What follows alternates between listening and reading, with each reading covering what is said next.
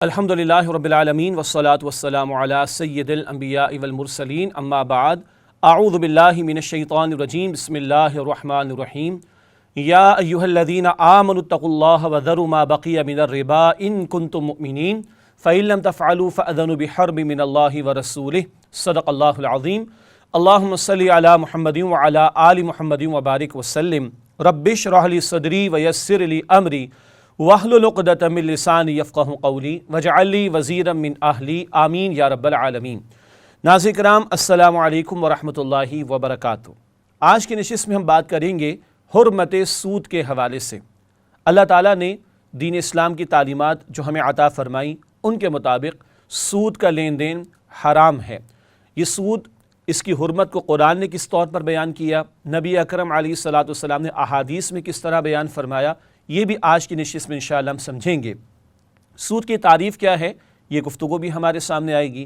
اس سود کے معاملے اور اس میں مبتلا ہو جانے کی تباہ کاریاں کیا ہیں جو آج دنیا میں بھی ہمیں دکھائی دیتی ہیں، ان پر بھی بات کریں گے۔ پھر سود کے خاتمے کے حوالے سے جب گفتگو ہوتی ہے تو کچھ سوالات اٹھتے ہیں، کچھ اعتراضات بھی پیش کیے جاتے ہیں، کچھ اشکالات بھی پیش کیے جاتے ہیں۔ تقریباً 15 کے قریب سوالات اور اشکالات کے جوابات بھی انشاءاللہ آج کی نشست میں آپ کے سامنے پیش کیے جائیں گے۔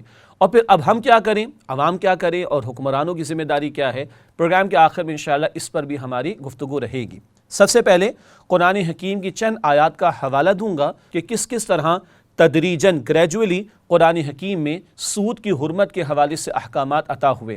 ہماری شریعت میں رب کائنات نے جو دین فطرت ہمیں عطا فرمایا، اس کی خاصیت یہ ہے کہ اللہ تعالیٰ نے جب شریعت عطا فرمائی تو تدریجاً احکامات عطا فرمائے۔ آپ کے علم میں ہے کہ شراب کی ممانعت کے حوالے سے قرآن حکیم میں تدریجاً احکامات آئے۔ اسی طرح جس دور میں قرآن نازل ہو رہا تھا، سود کا دورہ وہاں بھی تھا، تو تدریجاً قرآن حکیم میں احکامات عطا فرمائے۔ سب سے پہلے نزول کی ترتیب کے اعتبار سے قرآن حکیم میں سورۃ الروم کی آیت نمبر 39 کا نزول ہوا۔ تقریباً 6 نبوی میں آغاز وحی کو 6 برس ہونے کو آئے ہیں، تب سورۃ الروم کی آیت آئی جہاں یہ ذکر کیا گیا کہ تم جو مال سود پر دیتے ہو کہ وہ بڑھتا رہے لوگوں کے مال میں، سو وہ نہیں بڑھتا اللہ کے ہاں۔ مراد یہ ہے کہ تم سمجھتے ہو کہ مال بڑھتا ہے مگر اللہ کے ہاں نہیں بڑھتا۔ اولاً اس کی ایک برائی بیان کر دی گئی اور نفی کے طور پر بات سامنے رکھ دی گئی۔ تمہارا خیال ہے کہ سود پر معاملہ، یعنی جب تم کسی کو قرض دے کر سود کماتے ہو تو مال بڑھتا ہے، اللہ کے نزدیک نہیں بڑھتا۔ اتنی بات سورۃ الروم کی آیت نمبر 39 میں عطا کی گئی۔ اس کے بعد سورہ آل عمران کی آیت نمبر 130 کا نزول ہوا۔ یہ سن 3 ہجری کا دور ہے۔ غزوہ احد کے حالات پر تبصرہ سورہ آل عمران میں آیا۔ وہیں آیت نمبر 130 میں یہ ذکر آیا کہ ایمان والو یا ایھا الذین آمنوا لا تأکلوا الربا ضعافا مضاعفا، اے ایمان والو بڑھتا چڑھتا سود مت کھاؤ۔ یہ کمپاؤنڈ انٹرسٹ ہے۔ مثلا کسی نے کسی کو 100 روپیہ دیا، کہتے ہیں کہ 2 مہینے بعد واپس کرو گے تو 110 لوں گا، 3 مہینے بعد واپس کرو گے تو 130 لوں گا، مثال کے طور پر۔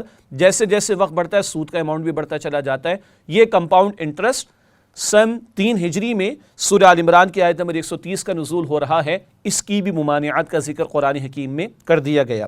پھر سورۃ النساء کی آیات 160 اور 161 سن 5 ہجری میں ان کا نزول ہوا، اور یہاں یہود کا ذکر آ رہا ہے۔ ان پر بھی کچھ باتوں کو اللہ تعالیٰ نے حرام قرار دیا تھا، جن میں قرآن کہتا ہے وَأَخْذِهِمُ الرِّبَا وَقَدْ نُهُوا عَنْهُ، ان پر لعنت کی گئی اور ان پر عذاب بھی نازل کیا گیا ربا لینے کی وجہ سے، سود لینے کی وجہ سے۔ وَقَدْ نُهُوا عَنْهُ، قرآن کہتا ہے حالانکہ ان کو اس سے روکا گیا تھا۔ یہ بھی بتا دیا گیا پچھلی شریعتوں میں بھی سود کی ممانعت تھی، یہود پر بھی سود کو حرام قرار دیا گیا تھا۔ سورہ نساء کی آیت نمبر 160 اور 161 میں یہ بات آئی۔ یہ 5 ہجری میں ان آیات کا نزول ہوا۔ اس کے بعد سن 9 ہجری ہے جب سورۃ البقرہ کے 38ویں رکوع کی آیات عطا کی گئیں، جہاں تفصیل سے آخری اور حتمی احکامات عطا کر دیے گئے سود کی حرمت کے حوالے سے۔ سن 9 ہجری میں ان آیات کو نزول ہوا۔ سورۃ البقرہ کی آیت نمبر 275 اور 276 میں ذکر آیا الذین یأکلون الربا لا یقومون الا کما یقوم الذی یتخبطہ الشیطان من المس، جو لوگ سود کھاتے ہیں وہ نہیں اٹھیں گے روز قیامت مگر جس طرح اٹھتا ہے وہ شخص جس کے حواس کھو دیوں شیطان نے لپٹ کر۔ ذالک بانہم قالوا انما البیع مثل الربا، یہ حالت ان کی اس وجہ سے ہوئی کہ وہ کہتے تھے تجارت بھی تو ایسی ہی ہے جیسے سود لینا۔ وَأَحَلَّ اللَّهُ الْبَيْعَ وَحَرَّمَ الرِّبَا، حالانکہ اللہ نے حلال کیا ہے تجارت کو اور حرام کیا ہے سود کو۔ فَمَنْ جَاءَهُ مَوْعِظَةٌ مِّن رَبِّهِ فَانْتَهَىٰ فَلَهُ مَا سَلَفَ، پھر جس کو پہنچی یہ نصیحت اس کے رب کی طرف سے اور وہ باز آ گیا تو اس کے لیے ہے جو پہلے لے چکا۔ وَأَمْرُهُ إِلَى اللَّهِ، اور اس کا معاملہ اللہ کے حوالے ہے۔ وَمَنْ عَادَ، اور جو کوئی پھر سود لے گا، فَأُولَٰئِكَ أَصْحَابُ النَّارِ هُمْ فِيهَا خَالِدُونَ، وہی لوگ ہیں دوزخ والے، وہ اس میں رہیں گے ہمیشہ۔ يَمْحَقُ اللَّهُ الرِّبَا وَيُرْبِي الصَّدَقَاتِ، مٹاتا ہے اللہ سود کو، بڑھاتا ہے اللہ خیرات کو۔ واللہ لا يحب كل کفار اثیم، اور اللہ پسند نہیں کرتا نا شکر گزاری کرنے والے گناہ گار کو۔ یہ آیات ہیں البقرہ کی آیت نمبر 275 اور 276۔ ربا کھانے والوں کی حالت کا ذکر بھی آیا، اور اللہ نے بتایا کہ اللہ نے تجارت کو حلال قرار دیا اور ربا کو حرام قرار دی۔ یہ ایک دوسرے کے بالکل اپوزٹ ہیں۔ ماضی میں جو ہو چکا معاف، یعنی چھوڑ دو، اللہ کے حوالے کرو، اللہ معاف فرمانے والا۔ اب حتمی ممانعت کے بعد بھی کوئی سود کے معاملات میں مبتلا ہوگا تو پھر ایسے لوگوں کا ٹھکانہ جہنم کی آگ میں ہوگا۔ اللہ تعالیٰ اس سے ہم سب کی حفاظت فرمائے۔ اس کے بعد سورۃ البقرہ کے اسی رکوع نمبر 38 کی آیات ہیں، آیات 278 تا 281، 278 سے 281۔ ان کا نزول بھی سن 9 ہجری میں ہوا۔ یہ بالکل آخری آیات ہیں جو عطا ہوئیں۔ آئیے ان کا بھی ترجمہ سمجھ لیتے ہیں۔ یا ایھا الذین آمنوا اتقوا اللہ وذروا ما بقی من الربا ان کنتم مؤمنین، اے ایمان والو اللہ سے ڈرو اور چھوڑ دو جو کچھ سود میں سے باقی رہ گیا ہے اگر تم مؤمن ہو۔ اس آیت پہ غور کیجئے، اے ایمان والو کہہ کر بات شروع ہوئی اور اگر تم مؤمن ہو کہہ کر بات ختم ہوئی۔ درمیان میں کہا اللہ سے ڈرو، ربا کو چھوڑ دو۔ ایمان اور ربا ایک جگہ جمع نہیں ہو سکتے، ایمان اور سود ایک جگہ جمع نہیں ہو سکتے۔ ایمان اگر واقعتاً ہوگا تو سود کا معاملہ نہیں ہوگا، اور سودی معاملات میں مبتلا ہے کوئی شخص تو پھر ایمان نہیں ہو سکتا۔ اللہ اکبر۔ آگے فرمایا فَإِن لَمْ تَفْعَلُوا فَأْذَنُوا بِحَرْبٍ مِّنَ اللَّهِ وَرَسُولِهِ، پھر اگر نہیں چھوڑتے تو تیار ہو جاؤ لڑنے کو اللہ اور اس کے رسول سے۔ وَإِن تُبْتُمْ فَلَكُمْ رُؤُوسُ أَمْوَالِكُمْ، اور اگر توبہ کرتے ہو تو تمہارے لیے ہے تمہارا اصل مال۔ لَا تَظْلِمُونَ وَلَا تُظْلَمُونَ، نہ تم کسی پر ظلم کرو اور نہ کوئی تم پر ظلم کرے۔ اب یہاں دیکھیے شدید ترین الفاظ ہیں جو آئے ہیں کسی جرم کے بارے میں۔ عقیدے میں سب سے بڑا جرم شرک ہے، اور اعمال میں سب سے بڑا جرم سود کے معاملات میں مبتلا ہونا ہے۔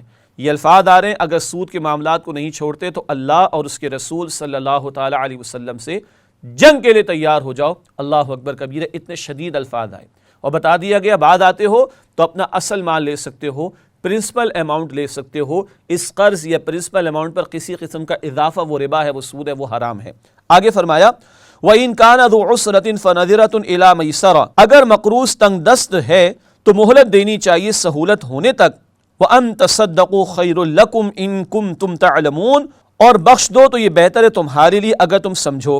وَاتَّقُوا يَوْمًا تُرْجَعُونَ فِيهِ إِلَى اللَّهِ، اور ڈرتے رہو اس دن سے جس دن لوٹائے جاؤ گے اللہ کی طرف۔ ثُمَّ تُوَفَّىٰ كُلُّ نَفْسٍ مَا كَسَبَتْ، پھر پورا بدلہ دے دیا جائے گا ہر شخص کو اس کا جو اس نے کمایا۔ وَهُمْ لَا يُظْلَمُونَ، اور ان پر ظلم نہ ہوگا۔ مراد ہے کہ معافی کی توجہ دلائی گئی۔ اور آخری آیت جو آئی ہے البقرہ کی آیت نمبر 281، کل کا یا قیامت کا ذکر ہو رہا ہے، اور عبداللہ بن عباس رضی اللہ تعالی عنہ کی رائے کے مطابق یہ آخری آیت ہے نزول کی ترتیب کے اعتبار سے جو قرآن میں آئی اور جو نبی اکرم علیہ الصلوۃ والسلام پر نازل ہوئی۔ گویا کل کا خوف جس کے سامنے رہے گا وہی سود کے معاملات سے بچے گا، اور اگر آج سود خونی میں کوئی مبتلا ہو رہا ہے تو اس سے معلوم ہوتا ہے کہ کل کا خوف نہیں ہے۔ ناظرین کرام، یہ چند آیات میں نے آپ کے سامنے رکھیں، اور جہاں بہت اہم ہدایات بھی آ گئیں کہ اللہ نے تجارت کو حلال قرار دیا ہے اور سود کو حرام قرار دیا ہے۔ باز آ جاؤ، نہیں آتے تو جہنم تمہارا ٹھکانہ۔ ایمان اور سود ایک جگہ جمع نہیں ہو سکتے، اور سود کے معاملات کو، لین دین کو نہیں چھوڑتے تو اللہ اور اس کے رسول صلی اللہ تعالیٰ علیہ وسلم سے جنگ کے لیے تیار ہو جاؤ۔ یہ ہیں چند آیات قرآن حکیم کی سود کی حرمت کے حوالے سے تدریجاً جن کا نزول ہوا۔ اب آئیے رسول اکرم صلی اللہ علیہ وسلم کی چند احادیث کا مطالعہ کرتے ہیں کہ جن میں قرآن حکیم کی ان آیات کی طرح نبی اکرم صلی اللہ علیہ وسلم نے بھی سود کی ممانعت کا ذکر فرمایا، بلکہ سود کے معاملات میں مبتلا ہو جانے والوں کے لیے شدید ترین سزاؤں کا ذکر بھی فرمایا۔ آئیے چند احادیث کا مطالعہ کریں۔ پہلی روایت ہے مسلم شریف میں، عن جابر رضی اللہ تعالی عنہ قال لعن رسول اللہ صلی اللہ علیہ وسلم آکل الربا وموکلہ وکاتبہ وشاہدی وقالہم سواء۔ حضرت جابر رضی اللہ تعالی عنہ روایت کرتے ہیں کہ رسول اللہ صلی اللہ علیہ وسلم نے لعنت فرمائی سود لینے اور کھانے والے پر، اور سود دینے اور کھلانے والے پر اور اس کے لکھنے والے پر اور اس کے گواہوں پر، اور آپ صلی اللہ علیہ وسلم نے فرمایا گناہ کی شرکت میں یہ سب برابر ہیں، سود لینا، دینا، لکھنا، گواہ بننا سب برابر ہیں۔ اور لعنت فرمائی نبی علیہ السلام نے، لعنت کا مطلب اللہ کی رحمت سے دور ہو جانا، استغفر اللہ، یہ رسول اللہ علیہ السلام کی لعنت ہے ایسے لوگوں پر، اللہ ہم سب کی حفاظت فرمائے۔ اگلی حدیث ابن ماجہ میں ہے، عن ابی ہریرہ رضی اللہ تعالی عنہ قال قال رسول اللہ صلی اللہ علیہ وسلم الربا 70 حوبا ایسرها ان ينكح الرجل امه۔ ابو ہریرہ رضی اللہ تعالی عنہ روایت کرتے ہیں کہ رسول اللہ صلی اللہ علیہ وسلم نے فرمایا سود خوری کے گناہ کے 70 حصے ہیں، ان میں ادنا اور معمولی ایسا ہے جیسے اپنی ماں کے ساتھ منہ کالا کرنا، استغفر اللہ۔ 70 حصے ہیں، درجے کہہ لے، اور یکے بعد دیگرے درجے نیچے آئیں گے۔ کم ترین حصہ یا کم ترین درجہ کیا ہے کہ کوئی شخص اپنی ماں کے ساتھ استغفر اللہ زنا کرے۔ کس قدر کراہیت آئی نا یہ بات سن کر، اتنا ہی گندا اور برا ہے سود کے معاملات میں مبتلا ہونا کہ اس کے 70 حصے ہیں گناہ کے، اور کم ترین یہ کہ کوئی شخص اپنی والدہ کے ساتھ منہ کالا کرے، استغفر اللہ۔ تیسری حدیث مسند احمد میں ہے، عن عبداللہ بن حنظلہ قال قال رسول اللہ صلی اللہ علیہ وسلم درہم ربا یأکلہ الرجل وہو یعلم اشد من 36 ذنیہ۔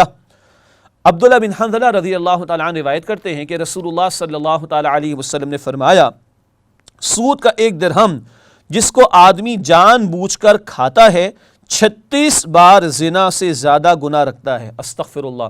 سود کا ایک درہم جس کو آدمی جان بوجھ کر کھاتا ہے 36 بار زنا سے زیادہ گناہ رکھتا ہے۔ اگلی حدیث، چوتھی حدیث مسلم شریف کی طویل حدیث ہے، اللہ کے رسول صلی اللہ علیہ وسلم نے 7 ہلاک کرنے والی باتوں کے بارے میں بتایا کہ ان سے بچو۔ 7 ہلاک کرنے والی باتیں، ان میں شرک بھی شامل، جادو کرنا بھی شامل، قتل کرنا بھی شامل وغیرہ، اور سود کھانا یہ بھی شامل ہے۔ اللہ کے نبی صلی اللہ علیہ وسلم نے فرمایا ان 7 ہلاک کرنے والی باتوں سے بچو جس میں سود کا کھانا بھی شامل ہے۔ یہ مسلم شریف کی روایت ہے۔ اس کے بعد اگلی حدیث، پانچویں حدیث ابن ماجہ میں ہے، عن ابی ہریرہ رضی اللہ تعالی عنہ قال قال رسول اللہ صلی اللہ علیہ وسلم اتیت لیلۃ اسری بی علی قوم بطونہم کالبیوت فیہا الحیات ترا من خارج بطونہم فقلت من ہؤلاء یا جبرائیل قال ہؤلاء اکلۃ الربا۔ ابن ماجہ کی روایت ہے، ابو ہریرہ رضی اللہ تعالیٰ عنہ روایت کرتے ہیں کہ رسول اللہ صلی اللہ علیہ وسلم نے فرمایا معراج کی رات میرا گزر ہوا ایک ایسے گروہ پر جن کے پیٹ گھروں کی طرح تھے، ان میں سانپ بھرے ہوئے ہیں جو باہر سے نظر آتے ہیں۔ میں نے پوچھا جبرائیل یہ کون لوگ ہیں؟ انہوں نے بتلایا یہ سود خور لوگ ہیں، استغفر اللہ، اللہ ہمیں جہنم کے عذاب سے محفوظ فرمائے۔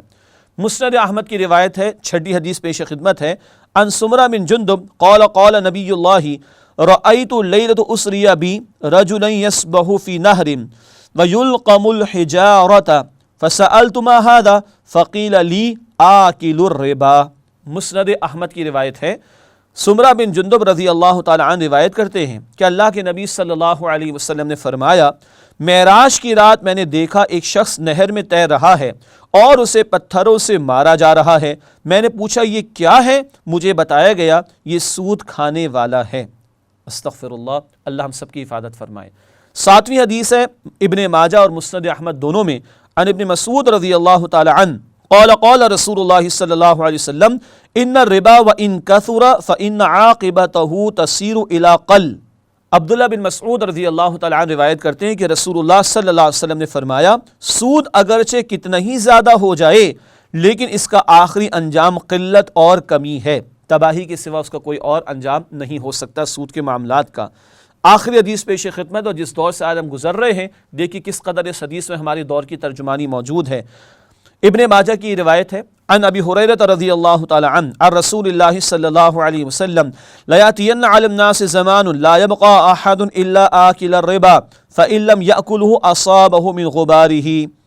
ابو ہریرہ رضی اللہ تعالی عنہ روایت کر رہے ہیں کہ رسول اللہ علیہ السلام نے فرمایا یقیناً لوگوں پر ایک ایسا زمانہ آئے گا کہ کوئی نہ بچے گا لیکن وہ سود کھانے والا ہوگا، جو خود سود نہ کھاتا ہوگا تو اس کا غبار ضرور اس کے اندر پہنچے گا۔ ابن ماجہ کی یہ روایت ہے۔ اور آج ہم اس دور میں جی رہے ہیں کہ جہاں اس لباس میں بھی سود لگ کر آ رہا ہے، کھا پی رہے اس میں بھی سود لگ کر آ رہا ہے، خود ملوث نہیں تو انڈائریکٹلی تو ملوث ہیں، غبار تو لگ رہا ہے۔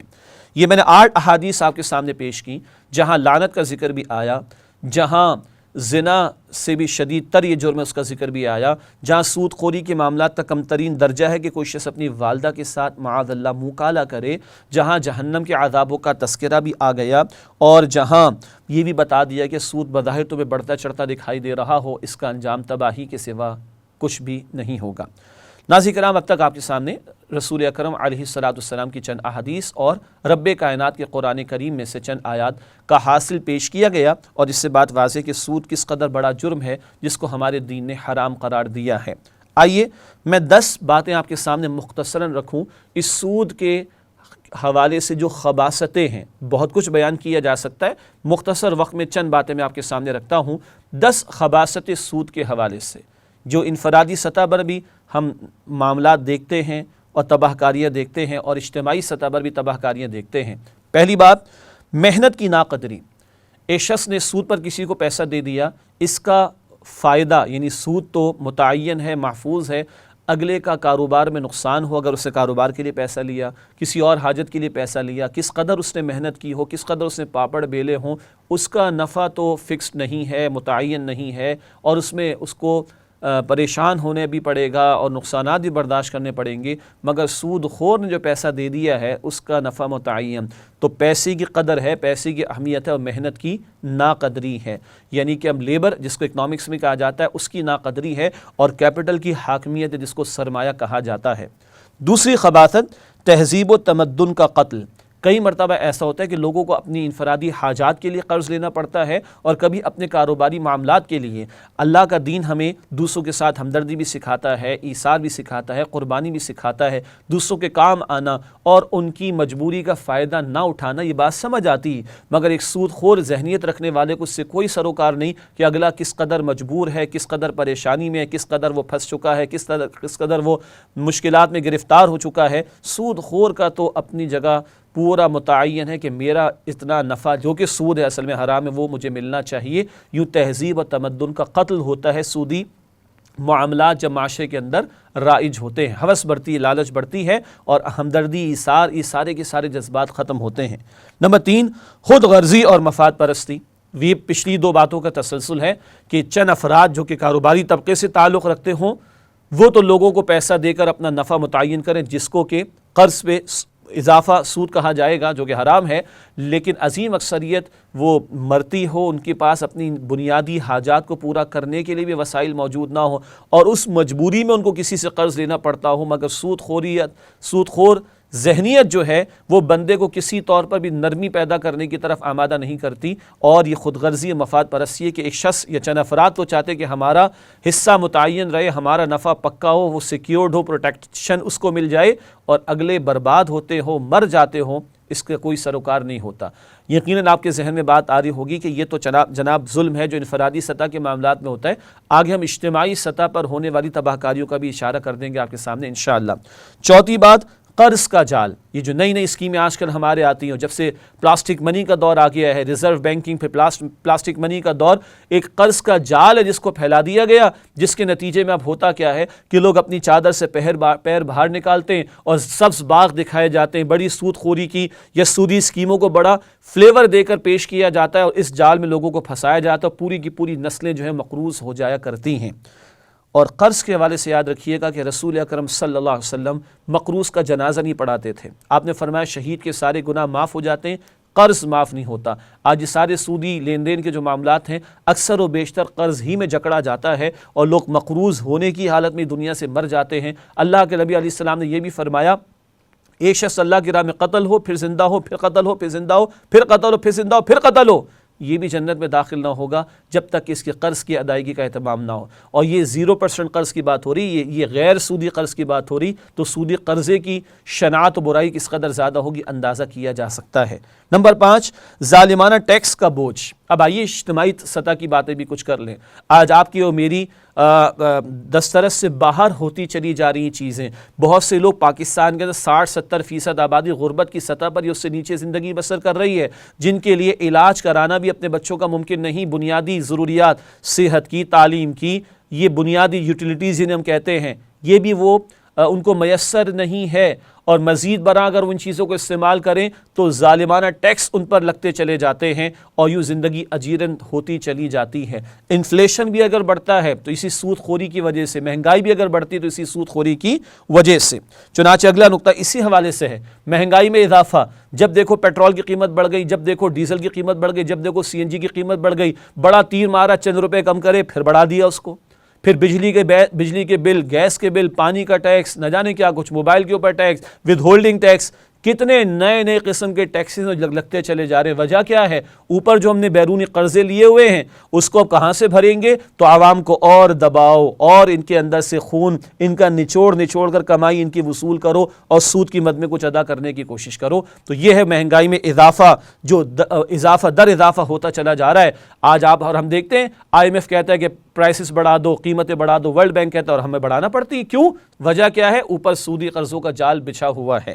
7ویں بات، بے روزگاری میں اضافہ. لا محالہ جب یہ سود کے دھندے بڑھتے ہیں اور ٹیکسز کا بوجھ بڑھتا ہے تو کبھی ڈاؤن سائزنگ بھی کرنی پڑتی ہے، کبھی کاسٹ اگر وہ جس کو ہم بازاری زبان میں کہتے ہیں وارے میں نہیں آتی تو لیبر کو نکالنا بھی پڑتا ہے اور نتیجہ بے روزگاری بڑھتی چلی جاتی ہے. میں آپ کو چھوٹی سی مثال دوں، دنیا کے اندر آج بھی سمجھا جاتا ہے اور مانا جاتا ہے کہ سوئٹزرلینڈ کی اکانومی بہت اچھی ہے. اگر آپ ہسٹری میں جا کر دیکھیں تو 1935 سے لے کر 1985 تک تقریباً 50 سال تک، پرانی فگر ہے مگر فیکٹ ہے، 1935 سے 1985 تک سوئٹزرلینڈ کے اندر سود کی جو شرح تھی وہ 2.34% تھی، پوری دنیا میں سب سے کم تھی.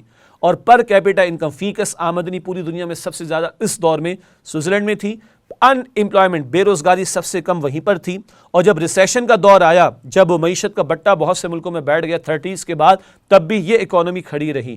ہم یہ نہیں کہہ رہے کہ 2.34% بھی چلو چل جائے گا، نہیں، بالکل نہیں ہونا چاہیے. مگر غیروں نے اگر سودی شرح اپنے کم کی ہے، جیسے کہ سوئٹزرلینڈ کی مثال، تو بے روزگاری بھی وہاں کم ملے گی اور آپ کو جو نمو ہے، ایک ترقی کے اندر اضافہ ہے، وہ آپ کو زیادہ ملے گا. اسٹیبلٹی کسی درجے میں آپ کو وہاں پر ملے گی. یہ دنیا کے اندر اگر خالص دنیا کی فیگرز کی ہم بات کریں تو یہ مثال آپ کے سامنے سوئٹزرلینڈ کی میں نے رکھی ہے. یہاں میں اس کرنا چاہ رہا ہوں کہ سود خوری کے معاملات کا ایک نتیجہ کیا نکلتا ہے؟ بے روزگاری میں اضافہ. 8ویں بات، گردش دولت پر منفی اثرات، سرکولیشن آف ویلتھ. آج ماڈرن اکنامکس کہتی ہے، قرآن نے تو کہا دولت تمہارے چند ہاتھوں میں، چند امیروں کے ہاتھوں میں کنفائنڈ نہ رہ جائے، محدود نہ رہ جائے. سورہ حشر کی آیت نمبر 7 ہے. لیکن ماڈرن اکنامکس نے بھی سمجھا دیا کہ better the circulation better the economy.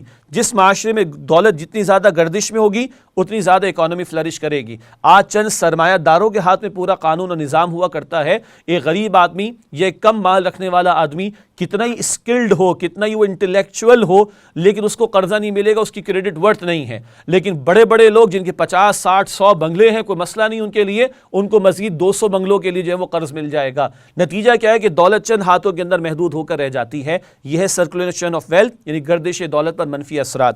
9ویں بات، مفید کاموں کی حوصلہ شکنی. اجتماعی سطح پر آ جائیے، پاکستان جیسے ملک کے اندر صحت کے لیے 1 یا 1.5% بجٹ کا حصہ ہے، تعلیم کے لیے 1 یا 1.5% بجٹ کا حصہ ہے. اور جو سودی قرضے ہم نے لے رکھے ہیں ان کا سود ادا کرنے کے لیے 60-70% ڈیٹ سروسنگ پہ لگ جاتا ہے، بیرونی قرضوں کے سود کی ادائیگی میں لگ جاتا ہے. جب اس سود کے پورے دھندے کے اندر مبتلا ہوئے تو اہم ترین گوشے، صحت کا معاملہ، تعلیم کا معاملہ وغیرہ وغیرہ اور مفید ترقیاتی کام، ان کے لیے دولت ہی نہیں بچتی، پیسہ ہی نہیں بچتا. یہ تباہ کاری اجتماعی سطح پر ہے. اور آخری بات، سود کی خباثتوں کے بیان میں اجتماعی غلامی.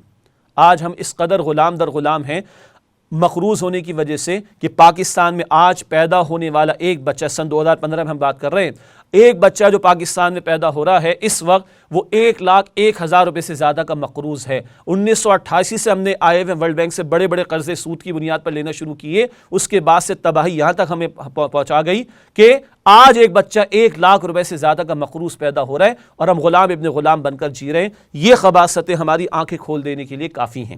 ناظرین کرام، وقت ہوا ایک وقفے کا. انشاءاللہ آپ سے ملاقات ہوتی ہے اس وقفے کے بعد. امید ہے آپ ہمارے ساتھ ہی رہیں گے. السلام علیکم ورحمۃ اللہ وبرکاتہ. پچھلے زمانے میں سود کوئی لیتا تھا، دیتا تھا، چھی چھی چھی چھی چھی لوگ کہتے تھے، چھی چھی چھی چھی. کراچی یونیورسٹی کے اندر ایک ہوتے تھے head of economics, Hyderabad Deccan سے تعلق تھا. انہوں نے اپنی آبزرویشن بیان کی تھی کہ ہمارے بچپن کا حال یہ تھا، بچپن میں اگر کسی شخص کے بارے میں معلوم ہوتا تھا کہ وہ سود کھاتا ہے تو اس سے اس طرح بچ کر نکلتے تھے جیسے بھنگن سے بچ کر نکلتے. آپ کو معلوم ہے بھنگن اوپر کیا لے کر جاتی تھی اپنے سر پر؟ یہ کوئی فلش وغیرہ تو نہیں تھا اس زمانے میں. اس کی ٹوکری میں کیا ہے؟ تو آپ جیسے بچتے ہیں، اس کا سایہ بھی نہ کہیں پڑ جائے، ایسے لوگ بچتے تھے. لیکن اس وقت کیا تھا؟ ابھی نظام سودی نہیں تھا، ابھی پرسنل تھا معاملہ، جو چاہے لے جو چاہے نہ لے. آج پورا نظام سود میں جکڑا ہوا ہے، سود اس میں تانے بانے کی طرح پرویا ہوا ہے. اور وہ حدیث جو ہے آج ہمارے سامنے ہے کہ حضور نے فرمایا کہ ایک وقت آئے گا کہ خواہ کوئی شخص سود کھائے نہ، لیکن سود کا غبار یا دخان، دھواں اس کے اندر ضرور جائے گا. جیسے کہ اگر ہوا میں ڈسٹ سسپینشن ہو جائے، غبار ہے، تو کیا کریں گے؟ آپ ناک بند کر لیں گے، سانس نہیں لیں گے، مر جائیں گے. سانس تو لینا ہے، غبار جائے گا کہ نہیں آپ کے پھیپھڑے کے اندر؟ آپ کا کوئی چوائس نہیں ہے. دھواں ہے، کہیں دھواں پھیل گیا ہے تو آپ سانس لینا تو بند نہیں کر سکتے، دھواں جائے گا. آج وہ دھواں یا غبار میرے اندر جا رہا ہے، آپ کے اندر جا رہا ہے. یہ نظام کی بات ہے. آپ انڈیویجول پارٹی، پرسنل پارٹی، بہت اعلیٰ کردار، بہت اعلیٰ تقوی، بہت زاہد، بہت عابد، سب کچھ ہے، لیکن اس نظام کا حصہ ہے جو نظام باطل ہے. وَمَن لَّمْ يَحْكُم بِمَا أَنزَلَ اللَّهُ فَأُولَٰئِكَ هُمُ الْكَافِرُونَ. جو فیصلے نہیں کرتے اس چیز کے مطابق جو اللہ نے نازل کی ہے، وہی تو کافر ہیں. تم نے کافر کس سے سمجھا ہے؟ وَمَن لَّمْ يَحْكُم بِمَا أَنزَلَ اللَّهُ فَأُولَٰئِكَ هُمُ الظَّالِمُونَ. جو اللہ کی اتاری ہوئی شریعت کے مطابق فیصلے نہیں کرتے وہی تو مشرک ہیں. وَمَن لَّمْ يَحْكُم بِمَا أَنزَلَ اللَّهُ فَأُولَٰئِكَ هُمُ الْفَاسِقُونَ. جو اللہ کی اتاری ہوئی شریعت کے مطابق فیصلے نہیں کرتے وہی تو ناہنجار ہیں، فاسق ہیں، غدار ہیں، باغی ہیں، سرکش. یہ 3 فتوے ہیں مفتی اعظم کے. مفتی اعظم کون ہے؟ اللہ. اور یہ 3 فتوے ایک رکوع میں آئے ہیں، سورہ مائدہ کا رکوع نمبر 7. یہ ساری دنیا کے مفتی مل کر بھی اگر مفتی بن جائیں ایک، تو کیا اللہ کے برابر ہوں گے؟ اور اللہ کا فتویٰ یہ ہے جو اللہ کی اتاری ہوئی شریعت کے مطابق فیصلے نہیں کرتے وہی تو کافر ہیں، وہی تو ظالم ہیں، وہی تو مشرک ہیں، وہی تو فاسق ہیں، وہی تو سرکش. السلام علیکم ورحمۃ اللہ وبرکاتہ. ناظرین کرام، پروگرام میں دوبارہ خوش آمدید. اور آج ہم بات کر رہے ہیں سود کی حرمت، اس کی خباثتیں، اور اس حوالے سے چند اشکالات اور سوالات کے جوابات کے تعلق سے. وقفے سے پہلے قرآن حکیم کی آیات اور احادیث مبارکہ آپ کی خدمت میں پیش کی گئیں اور 10 خباثتیں سود خوری کے حوالے سے میں نے آپ کے سامنے پیش کی. اب آئیے چلتے ہیں چند اعتراضات یا سوالات یا اشکالات کی طرف. اکثر و بیشتر جب سود کے خاتمے کی بات ہوتی ہے، انسداد سود کی بات ہوتی ہے، پروہیبیشن آف انٹرسٹ کی بات ہوتی ہے، تو سوالات بہت سارے اٹھائے جاتے ہیں. میں نے 15 سوال اپنے سامنے اس وقت رکھے ہوئے ہیں اور میں چاہتا ہوں کہ مختصراً ان کا جواب آپ کے سامنے رکھ دیا جائے. پہلا سوال، سود کی تعریف کیا ہے؟ سود کی تعریف تو ہمیں ملتی نہیں. اور ایک سوال اس کے ساتھ یہ بھی اٹھتا ہے، کیا بینک انٹرسٹ ربا ہے؟ وہ ربا جس کو قرآن نے اور دین نے حرام قرار دیا ہے. تو پہلی بات، جب ہم بات کر رہے تھے سورۃ البقرہ کی آیت نمبر 270 279 کی روشنی میں، وہیں ذکر آیا تھا وَإِن تُبْتُمْ فَلَكُمْ رُؤُوسُ أَمْوَالِكُمْ. اگر تم باز آ جاؤ تو تمہارے لیے اصل اماؤنٹ ہے، اصل مال ہے، پرنسپل اماؤنٹ. یعنی مال ہم نے دے رکھا ہے کسی کو 100 روپیہ اور 10 روپے اوپر لے رہے، یہ 10 غلط ہے. اگر تم باز آ جاؤ تو تم اپنا اصل اماؤنٹ لے سکتے ہو جو کہ 100 روپے ہے. 10 روپے کیا، 1 روپے بھی اس کے اوپر اضافی نہیں لے سکتے. اسی سے فقہا نے بھی یہ تعریف بیان کی کہ قرض پر کسی بھی قسم کا اضافہ یہ سود ہے. چنانچہ ایک روایت جو کہ حدیث کے طور پہ پیش کی جاتی ہے، بعض محدثین کا خیال ہے کہ یہ قول صحابی ہے اور اس کی بنیاد پر اصولی تعریبی فقہا نے بیان فرمائی، کل قرض جر منفعۃ فہو الربا. قرض پر کوئی بھی اضافہ وہ ربا ہے. قرآن کی آیت بھی واضح اور یہ قول رسول صلی اللہ علیہ وسلم، یہ قول صحابی بھی واضح ہے. ساتھ یہ بھی سوال اٹھا کیا بینک انٹرسٹ جو آج پریویل کرتا ہے وہ بھی ربا ہے؟ جی ہاں، وہ بھی ربا ہے اور وہ بھی حرام ہے۔ چنانچہ پاکستان میں ڈیبیٹ مکمل ہو چکی تھی، خواہ لوگ اس کو پرولونگ کرنا چاہتے ہیں۔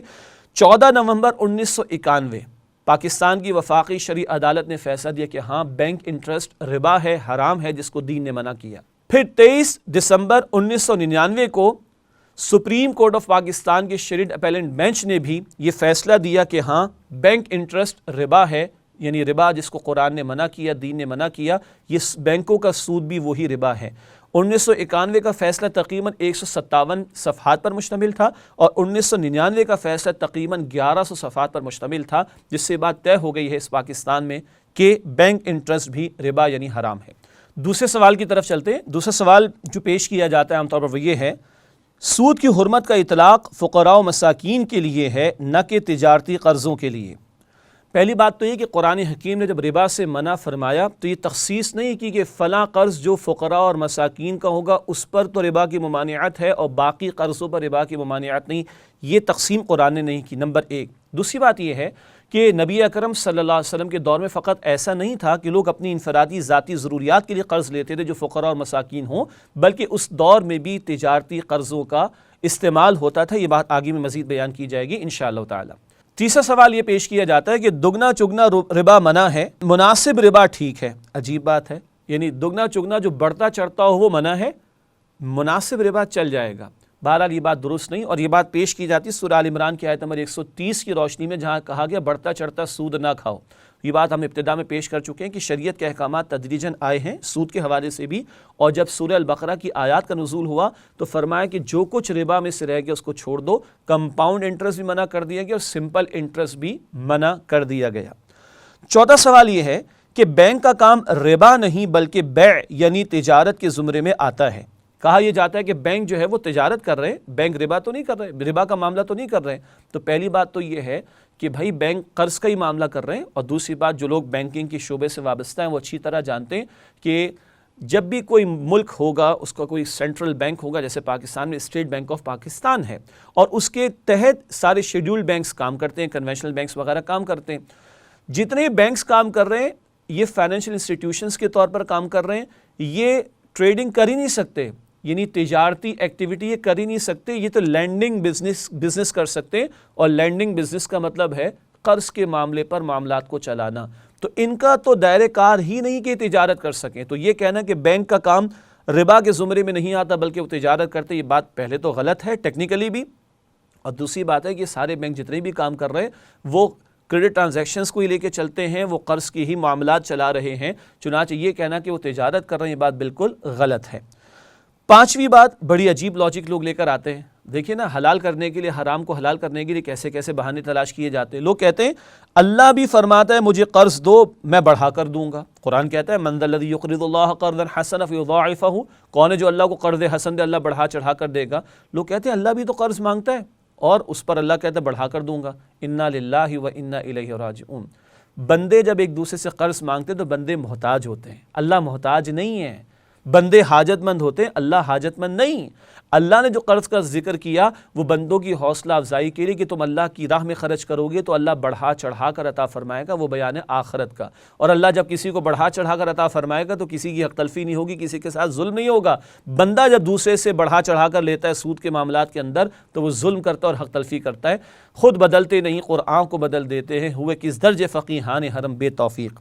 چھٹا سوال، یہ بھی ایک عجیب منطق کچھ علامہ قسم کے حضرات پیش کرتے ہیں، علامہ میں کہہ رہا ہوں ذرا طنزیہ انداز کے اندر، جو اپنے آپ کو نہ جانے کیا کچھ سمجھتے ہیں، کچھ ایسے حضرات ہیں وہ کہتے ہیں کہ سود کے خاتمے کے لیے ریاستی مشینری کا استعمال خلاف سنت ہے، یعنی ریاست کی جو مشینری ہے اس کو استعمال نہیں کیا جائے گا سود کے خلاف، یہ سنت کے خلاف ہے۔ انا للہ و انا الیہ راجعون، عجیب منطق ہے۔ قرآن تو کہتا ہے سورہ الحج کی آیت نمبر 41 میں جن کو اختیار اور اقتدار عطا ہوگا وہ نماز بھی قائم کریں گے، زکوٰۃ کا نظام بھی قائم کریں گے، وَأَمَرُوا بِالْمَعْرُوفِ وَنَهَوْا عَنِ الْمُنْكَرِ، نیکی کا حکم دیں گے، بدی سے روکیں گے۔ تو جن کے پاس اختیار ہے وہ بدی کو مٹانے کے لیے اختیار بھی استعمال کریں گے۔ اور حجۃ الوداع کا موقع تھا، اسلامی ریاست قائم ہو چکی تھی، رسول اللہ علیہ السلام اس کے حکمراں بھی تھے، اور اللہ کے نبی مکرم صلی اللہ علیہ وسلم نے خود اعلان فرمایا کہ میں سب سے پہلے اپنے خاندان میں سے حضرت عباس رضی اللہ تعالیٰ عنہ ان کے سود کے معاملے کو ختم کرتا ہوں۔ یہیں سے معلوم ہوا اس زمانے میں تجارتی معاملہ بھی ہوتا تھا. حضرت عثمان تھے رضی اللہ تعالیٰ عنہ، خالد بن ولید تھے رضی اللہ تعالیٰ عنہ، حضرت عباس سے رضی اللہ تعالیٰ عنہ، یہ تجارتی قرض وغیرہ کے معاملات کیا کرتے تھے.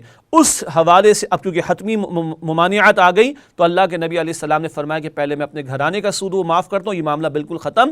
وہ بھی آپ نے اعلان فرمایا حکمراں کی حیثیت میں. تو یہ کہنا کہ ریاستی مشینری کو استعمال کیا جانا غلط ہے، یہ بات غلط ہے. ریاستی مشینری کو استعمال بھی کیا جائے گا اور حکمرانوں کی ذمہ داری بھی بنتی ہے. یہ بات مزید آگے بیان ہوگی انشاءاللہ. 7واں سوال یہ ہے کہ نبی کریم صلی اللہ علیہ وسلم اور ہمارے زمانے کے سود میں فرق ہے. اس زمانے میں کاروباری سود نہیں تھا. یہ بات تو ویسے ہی غلط ثابت ہو گئی. کاروباری سود تھا، تجارتی قرضے دیے جاتے تھے، جیسے کہ پچھلے سوال کے جواب میں مثال دی گئی. اور یہ کہنا کہ اللہ کے رسول علیہ السلام کے دور میں اور ہمارے دور کے سود میں فرق ہے، عجیب بات ہے. اور بھائی اسلام یا ہمارا دین جب کسی بات کو حرام قرار دیتا ہے، منع کرتا ہے، تو اس کی تمام شکلوں کو منع کرتا ہے. کیا یہ کہا جا سکتا ہے کہ اس زمانے کی شراب حرام تھی، آج کی شراب حلال ہو جائے گی؟ معاذ اللہ. اس زمانے کا سور حرام تھا، آج کا سور کیونکہ بڑا نیٹ اور کلین انوائرمنٹ میں پرورش پاتا ہے وہ حلال ہو جائے گا. اس زمانے کی فحاشی کے اسباب جو بھی اس وقت دستیاب تھے وہ منع تھے، آج حلال ہو جائیں گے؟ نہیں. فحاشی وہاں بھی منع، یہاں بھی منع، سود وہاں بھی منع، یہاں بھی منع، شراب ادھر بھی منع. آج کی شراب کسی بھی قسم کی ہوگی وہ منع ہوگی. اللہ تعالیٰ نے حرام قرار دیا تو حرام ہے. 8واں سوال، یہ بھی عجیب منطق پیش کی جاتی ہے. کہا جاتا ہے کہ باہمی رضامندی ہو تو سود منع نہیں ہے. ایک دینے کو تیار، ایک لینے کو تیار، تو پھر تو منع نہیں ہونا چاہیے. عجیب بات ہے. اگر 2 افراد زنا کرنے پر تیار ہو جائیں تو کیا زنا حلال ہو جائے گا؟ استغفر اللہ. نہیں ہو سکتا نا. اللہ کا حرام کردہ حلال نہیں ہو سکتا. چاہے 2 کیا پوری دنیا راضی ہو جائے تب بھی نہیں ہو سکتا. تو سود حرام ہے. افراد کی باہمی رضامندی سے وہ حلال نہیں ہو سکتا. 9ویں بات، یہ بھی ایک دانشور حضرت ہیں، انہوں نے پیش کر دی کہ سود لینا منع ہے، دینا منع نہیں. عجیب بات ہے. او بھائی کوئی لے گا کب؟ جب کوئی دے رہا ہوگا. تو کہتے ہیں کہ لینا منع ہے، دینا منع نہیں ہے. عجیب بات ہے. بھائی لے گا کب؟ جب کوئی دے گا. اکاؤنٹ ریسیویبل کب آپ ریکارڈ کرتے ہیں؟ جب کوئی اکاؤنٹس پیبل ہوگا کسی کا. اور اللہ کے نبی علیہ السلام نے لینے والے پر بھی لعنت فرمائی، دینے والے پر بھی لعنت فرمائی. سادہ سی بات. اور اللہ نے کوئی تقسیم تو نہیں کی کہ سود کو چھوڑ دو ورنہ اللہ کے رسول سے جنگ کے لیے تیار ہو جاؤ. تو اللہ نے کوئی تقسیم تو نہیں کی دینے لینے کی. ربا منع ہے، چاہے لینا ہو چاہے دینے کا معاملہ ہو. 10ویں بات، عجیب بات، یہ جو بہت سے لوگ کہتے ہیں سود کا خاتمہ کر دیں گے تو نظام کیسے چلے گا، ملک میں انارکی پھیل جائے گی. انا للہ و انا الیہ راجعون. اللہ کا حکم مانیں گے تو انارکی پھیل جائے گی. اللہ کا حکم نافذ کریں گے تو نظام کیسے چلے گا؟ کیوں؟ اللہ کو پتہ نہیں؟ اللہ اکبر کبیرہ. کیا کہنا چاہ رہے؟ اللہ کہتے ہیں میں نے تمہیں پیدا کیا، میں خوب جانتا ہوں. الا یعلم من خلق. اللہ فرماتے سورہ ملک میں کیا وہی نہ جانے گا جس نے پیدا فرمایا؟ اللہ کو خوب معلوم ہے کیا ہمارے نفع کے لیے، کیا ہمارے نقصان کے لیے. اللہ نے ان تمام باتوں سے روکا جو ہمارے لیے نقصان دہ ہیں، جو نقصان کرتی ہیں ان سے اللہ نے ہمیں روکا ہے. اور قرآن حکیم بڑا پیارا جواب دیتا ہے. اللہ اکبر. سورۃ القصص کا مطالعہ کیجئے، وہاں ذکر آتا ہے مشرکین مکہ کا. انہوں نے ایک سوال کھڑا کیا، اچھا اگر ہم ایک توحید کے دعوے پر آ جائیں، توحید کے عقیدے پر آ جائیں، ایک اللہ کی عبادت پر آ جائیں، باقی 360 بتوں کو چھوڑ دیں تو ہماری معیشت کا بٹا بیٹھ جائے گا، ہم تو اکنامک کرائسس کے اندر آ جائیں گے. کیوں؟ بتوں کی وجہ سے چڑھاوے آتے تھے، نذرانے آتے تھے، روپے آتا تھا، پیسہ آتا تھا. اگر ایک اللہ کو مانیں گے تو یہ سب ختم ہو جائے گا. اللہ کیا فرماتے ہیں وہاں؟ اللہ فرماتے جب 360 بتوں کی گندگی کی پوجا پاٹ تم نے کی، اللہ کے گھر کو بتوں سے بھر دیا، معاذ اللہ ثم معاذ اللہ، تب بھی اللہ کھلا رہا تھا، پلا رہا تھا، تجارت چل رہی تھی. تو جب ایک اللہ کی توحید پر آ جاؤ گے، ایک اللہ کی بات ماننے پر آ جاؤ گے، ایک اللہ کی عبادت پر آ جاؤ گے تو اللہ تمہیں بھوکا مار دے گا. سوچیں ذرا کیا کہہ رہے ہیں ہم لوگ کہ کیسے نظام چلے گا. شرک کرتے رہے، کفر کرتے رہے، ان کو کہا ملتا رہا. اللہ کے خلاف بغاوت کرتے رہے، اللہ اور اللہ کے رسول سے جنگ کرتے رہے، تب بھی کھانے پینے کو ملتا رہا. تو جب اللہ کی اطاعت پر آ جائیں گے، اس کے حکم کے ماننے پر آ جائیں گے، اللہ ہمیں بھوکا مار دے گا کیا؟ استغفر اللہ. 11واں سوال، یہ بڑا دلچسپ ہے اور بڑا ویلڈ نظر آتا ہے اپیرنٹلی. بھئی سود کا متبادل کیا ہے؟ اور علماء اس کا کوئی متبادل پیش کر دیں. What does it mean? کوئی کل کہے گا شراب کا متبادل بتا دو. کیا مطلب ہے نا؟ قتل منع ہے تو قتل کا متبادل بتا دو. کیا مطلب ہے اس کا؟ زنا حرام ہے، زنا کا متبادل. بھائی حرام ہے، ختم. آپ یہ کہیں کہ اسلام نے معیشت کے معاملات کو چلانے کے لیے کیا تعلیم، یہ بات ٹھیک ہے. تو جہاں تک یہ بات ہے، یہ باتیں بہت واضح ہیں. اگر وفاقی شرعی عدالت نے 1991 میں فیصلہ دیا، سپریم کورٹ کی شریعت اپیلٹ بینچ نے 1999 میں فیصلہ دیا، تو سینکڑوں علماء، بینکرز، تاجر حضرات، اکانومی کو جاننے والے، ماہرین سب پیش ہوئے ہیں اور سب نے اپنے دلائل پیش کیے، سب نے اپنی تجاویز پیش کی ہیں. برسوں سے کام پاکستان میں ہوتا رہا ہے. تو بس سمپل سی بات یہ ہے کہ where there is a will there is a way. کام نظریاتی طور پر موجود ہے، علماء نے بھی پیش کیا ہے، بینکرز جو دین کا درد رکھنے والے ہیں، تاجر حضرات ہیں، اکانومسٹ ہیں، سب نے اپنی باتیں پیش کی ہیں اور وہ دفتر کے دفتر بھرے ہوئے رکھے ہوئے ہیں۔ بات یہ کہ ہمارے حکمرانوں کی نیت ٹھیک ہو جائے تو بات صحیح ہو جائے گی انشاءاللہ تعالی۔ تو موجود ہے سب کچھ، اور اصولی بات اسلام کہتا ہے نفع نقصان کی بنیاد پر معاملات کو چلاؤ، ایکویٹی بیسس پر آنا ہوگا، لینڈنگ بیسس کو چھوڑ کر۔ ٹیکنیکل یہ جملہ کہا جا سکتا ہے اور سادہ سے اردو کے الفاظ میں نفع و نقصان کی بنیاد پر، شراکت کی بنیاد پر معاملہ کیا جائے، یہی ہے جو اسلام نے ہمیں جس کی گنجائش عطا فرمائی ہے۔ 12واں سوال، یہ بھی مشہور بات ہے، ڈی ویلیویشن کا معاملہ، روپے کی قدر کم ہو جاتی ہے۔ افراط زر کی وجہ سے روپے کی قیمت کم ہو جاتی ہے۔ ہم کسی کو 100 روپے آج دیتے 2015 میں، 2 سال بعد واپس لیں گے تو روپے کی قدر کم ہو جائے گی۔ سادہ سا جواب یہ ہے کہ مارشل نے، جو کہ بہت بڑا اکانومسٹ ہے اور اس طرح کے اکنامکس کے ماہرین نے بتایا کہ یہ جو کم ہوتی ہے روپے کی قدر، انفلیشن وغیرہ کے معاملات بھی آتے ہیں، اور روپے کی ویلیو کم جو ہوتی ہے، یہ روپے کی جو ویلیو کم ہوتی ہے اس کی بنیادی وجہ بھی سود ہے۔ سود کا معاملہ ختم کر دیں، یہ ڈی ویلیویشن آف منی کا مسئلہ ختم ہو جائے گا۔ ہم اس کے برعکس یہ بھی کہتے ہیں کہ آج آپ نے کسی کو 100 روپے دیا، آپ کہتے ہیں کہ مجھے 110 واپس کرے کیونکہ روپے کی قدر کم ہو جائے گی۔ ہمارا سوال یہ ہے، آج ہم نے کسی کو 100 روپے دیا، کل کسی وجہ سے روپے کی قدر بڑھ جائے تو کیا آپ 90 واپس لینا پسند کریں گے؟ تو نگاہیں جھک جاتی ہیں نیچے، جی واپس تو نہیں لیں گے، کیوں؟ ہمیں تو 100 چاہیے۔ کیا مطلب ہوا اس کا؟ یہ تو بہانہ ہے کہ روپے کی قدر کم ہو رہی ہے، اور سادہ سا اس وقت کا حل یہ ہے کہ ہم کسی جنس سونے یا چاندی کی ایکویلنٹ اماؤنٹ کے اوپر بات کر لیں، تاکہ اس کی جو نیچرل پروسیس کے اندر اپ ڈاؤن ہوتا ہے، جو کہ اصل 2 زر ہیں، سونا چاندی، اس کے ساتھ ریلیٹ کر دیں قرض کے معاملات کو، صرف قرض کے معاملات کو۔ لیکن یہ کہنا کہ جناب ہمارے روپے کی قدر کم ہوتی ہے اس ٹائم زیادہ پیسہ واپس لیں گے، وہ سود ہی ہوگا، اس کی قطعاً گنجائش نہیں بنتی۔ ایک سوال یہ ہوتا ہے کہ بیواؤں کا اور بوڑھوں کا کیا ہوگا؟ واہ بھی واہ، بڑی ہمدردی کی بات سامنے آتی ہے۔ ہم تو ایسی بیواؤں کو جانتے ہیں جو ہمارے دوستوں کی مائیں ہیں، 4 کو ہم جانتے ہیں، جنہوں نے ہاتھ نہیں پھیلایا، سلائی کڑھائی کی، کھانے بنا کے فروغ کیے، بچوں کو پڑھایا، آج ان کے بچے جوانے کما رہے ہیں۔ جب بھی سوال کیا یہ کسی سرمایہ دار نے کیا ہے، وہ چاہتا ہے کہ بوڑھے اور بوڑھی کا نام لے کر سوال کرے اور اپنے لیے راستہ نکالے۔ ارے بوڑھے اور بوڑھی کا کوئی اگر کفالت کرنے والا نہیں ہوگا تو شریعت تو جان بچانے کے لیے حرام سے بھی استفادے کی اجازت دیتی، وہ اس کے لیے مسئلہ ہے، مگر بوڑھے اور بوڑھی کے کاندھے پر رکھ کر سرمایہ دار اور بزنس مین چاہے کہ اس کے لیے حرام کو حلال کرنے کے راستے پیدا کیے جائیں، تو بہرحال اس کی قطعاً گنجائش نہیں نکل سکتی۔ ایک سوال یہ، 14واں سوال، کیا غیر مسلموں پر بھی اس کا اطلاق ہوگا؟ یعنی سود کا ہم خاتمہ کر دیں گے پاکستان میں تو کیا غیر مسلموں پر بھی اس کا اطلاق ہوگا؟ یہ تو بالکل ایسے ہی ہے کہ کیا چوری کرے غیر مسلم تو اس پر بھی اطلاق ہوگا چوری کی سزا کا؟ اگر وہ کسی کو قتل کر دے تو کیا اس پر بھی اطلاق ہوگا؟ بھائی بالکل ہوگا۔ لا آف لینڈ اجتماعی سطح پر وہ اس کو بھی فالو کرنا پڑے گا، تو غیر مسلموں پر بھی سود کی ممانعت جب ہوگی، یعنی جب سسٹم ایسا بنایا جائے گا تو اس کا اطلاق ہوگا۔ 15واں ایک سوال جو کہ میری اس لسٹ کے مطابق آخری سوال ہے، غیر ملکی قرضوں کا کیا ہوگا؟ او بھائی ان سے بات کی جائے گی، اور اتنا ہم سودی قرضوں پر سود ادا کر چکے ہیں تو بات کی جائے گی، اور کتنا تمہیں ادا کریں، پوری قوم ہماری مقروض کیا غلام ابن غلام ہو چکی، بات کریں گے۔ اور لیٹن امریکہ کی کنٹریز نے، ممالک نے ایک ڈیٹ ایکویٹی سویپ، ذرا ایک ٹیکنیکل بات ہے، اس کا بھی ان کے ساتھ ارینجمنٹ کیا کہ پھر ایسے لوگوں سے کہا آپ ہمارے ملک کے اندر سرمایہ کاری کریں، یہاں سے کچھ کمائیں اور واپس لے جائیں اپنے فنڈز کو۔ یہ بات بھی ہو سکتی ہے، مگر اللہ پر اعتبار کر کے، اللہ پر اعتماد کر کے جب اس کے حکم کو نافذ کریں گے تو وہ جرأت ایمانی بھی ہمارے ہاتھ میں ہوگی یا ہمارے ساتھ ہوگی، کہ ہم کسی کی آنکھوں میں آنکھیں ڈال کر بھی بات کر سکیں گے انشاءاللہ تعالی۔ ناظرین کرام، الحمدللہ یہ تقریباً 15 کے لگ بھگ سوالات یا اشکالات یا اعتراضات، ان کے کچھ مختصراً جوابات میں نے آپ کے سامنے رکھے پروگرام کے بالکل آخر میں۔ اب اس سوال ہے کہ ہم کیا کریں، تو کچھ میرے اور آپ کے کرنے کے لیے، کچھ حکمرانوں کے کرنے کے لیے۔ میرے اور آپ کے عوام کے کرنے کا کام، پہلی بات ارادہ کر لیں پکا کہ ہم نے اجتناب کرنا ہے، سودی معاملات میں مبتلا ہونے سے بھی بچنا ہے، اور کہیں شبہ بھی آئے، حدیث شریف میں کہ شبے کی شے کو بھی چھوڑ دو، اور سیدنا عمر رضی اللہ تعالیٰ عنہ فرماتے کہ ربا کو بھی چھوڑو اور ریبا جہاں شک آئے اس کو بھی چھوڑ دو۔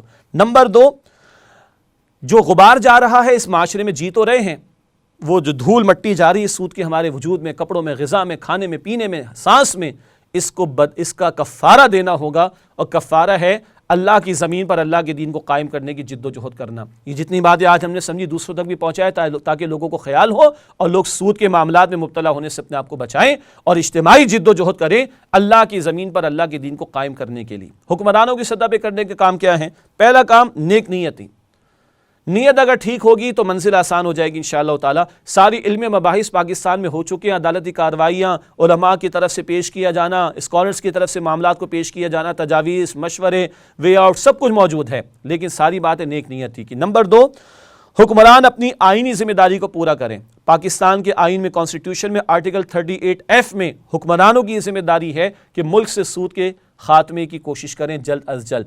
اور نواز شریف صاحب جن کو تیسری مرتبہ اقتدار ملا، یہ حرم پاک مکہ مکرمہ میں اپنے والد صاحب کی موجودگی میں ہمارے استاد محترم ڈاکٹر اسرار احمد صاحب رحمۃ اللہ علیہ کے سامنے یہ وعدہ کیا تھا، انہوں نے، شہباز شریف بھی تھے، نواز شریف بھی تھے، اور ان کے والد مرحوم اللہ ان کی مغفرت فرمائے وہ بھی تھے، اور وعدہ کیا تھا کہ شریعت کو نافذ کریں گے۔ ریسنٹلی 2013 میں مسجد نبوی میں یہ ارادہ کر کے آئے ہیں۔ انصار عباسی صاحب کا بھی ایک آرٹیکل آ چکا ہے ہمارے سامنے، اور 2013 میں نواز شریف صاحب یہ تہیہ کر کے آئے کہ سود کا خاتمہ کریں گے۔ اللہ آپ کو توفیق دے، یہ 20 کروڑ کو ظلم سے نجات مل جائے، 20 کروڑ پر اللہ کا حکم نافذ ہو جائے، یہ سب آپ کے لیے دعا کریں گے۔ آپ کے والد کی بھی مغفرت ہوگی، آپ صدقہ جاریہ بنے اپنے والد کے لیے۔ آپ ہی حکمران بنو بھائی، مگر شریعت کو نافذ کرو، یہ اصل سوال ہے۔ تو یہ حکمرانوں کی ذمہ داری ہے کہ آئین کے آرٹیکل 38F کے مطابق اپنی ذمہ داری پوری کریں، سود کے خاتمے کی کوشش کریں۔ پھر حکمرانوں سے ہماری گزارش کے ذرائع ابلاغ کو استعمال کریں اس سود کی شناعت اور حرمت کو بیان کرنے کے لیے۔ قرآن کیا بتاتا ہے، حدیث کیا بتاتی ہے۔ مزید برآں بینکنگ کا یہ سارا نظام اس کو ایکویٹی بیس پر لے کر آئیں، ایکویٹی بیسس پر لے کر آئیں، لینڈنگ بیسس کے مقابلے میں سادہ سی بات شراکت کی بنیاد پر اور نفع نقصان کی بنیاد پر اس کو لے کر آئیں۔ اور بہت ساری باتیں اور بھی کہی جا سکتی ہیں، لیکن اہم ترین بات یہی ہے کہ اٹھ باندھ کمر کیا ڈرتا ہے، پھر دیکھ خدا کیا کرتا ہے۔ یہ ہم نے گزارشات رکھی ہیں، اور ناظرین کرام، تنظیم اسلامی کے پلیٹ فارم سے ہم نے انسداد سود مہم کا آغاز کر دیا ہے 15 نومبر 2015 سے، اور انشاءاللہ اس کا تسلسل جاری رہے گا۔ یہ پیغام ہم چاہتے ہیں کہ زیادہ سے زیادہ لوگوں تک پہنچے، تاکہ ہم اللہ اور اللہ کے رسول سے جنگ، اس سے باز آئیں، اور اللہ کی رحمتیں ہمارے گھروں میں، ہمارے بازاروں میں، ہمارے ملک میں برسیں۔ اللہ تعالی ہمیں ہمت و توفیق عطا فرمائے کہ ہم ہر نافرمانی سے بچیں، اور سود جیسے معاملے سے ہم انفرادی اجتماعی سطح پر باز آئیں۔ آمین یا رب العالمین۔ وآخر دعوانا ان الحمد للہ رب العالمین، والسلام علیکم ورحمۃ اللہ وبرکاتہ۔